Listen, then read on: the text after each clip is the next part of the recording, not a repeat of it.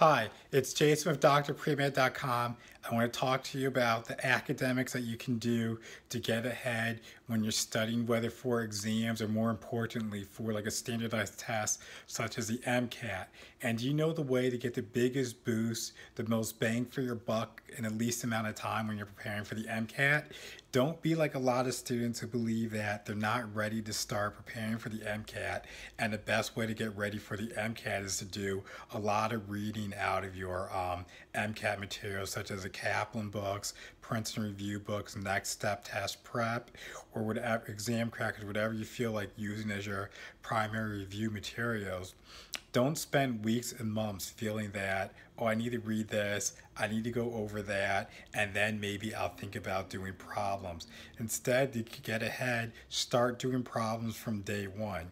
Because when you do problems, it's going to focus you in on what you know and also what you don't know. But more importantly, it's going to tell you how the test writers make questions so that once you do problems, you go over them and then you spend a lot of time reviewing the answers, why something was right, why something was wrong, and then you have that idea of how to go through your problems. But then when you go back and read, you're more focused on your reading and you're studying the material a lot more in depth with the knowledge like, okay, I don't have to just kind of know this, I really need to know this detail. Maybe I can skip over that, but I definitely need to hone in on that, because when I did previous problems, that's what I saw was taking place on the questions that I saw. And so that's how you're going to get a big bang for your buck.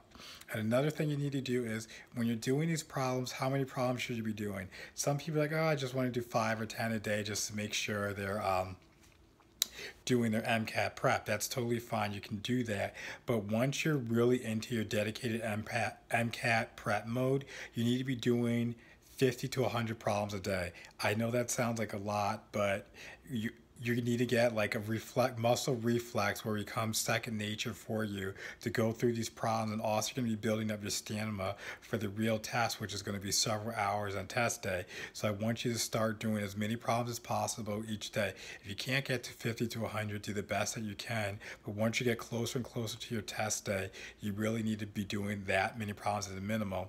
And if you go through the problems and you actually really take the time to figure out what's going on in them, you're going to see a huge boost in your score. It's going to be a lot better than doing anything passive, such as rereading your notes, highlighting all of that good stuff that students like to do to feel productive, but isn't going to get you the score that you need on the MCAT. And talking about the MCAT score, everybody who applies to medical school, the average that they have on the MCAT is a 501.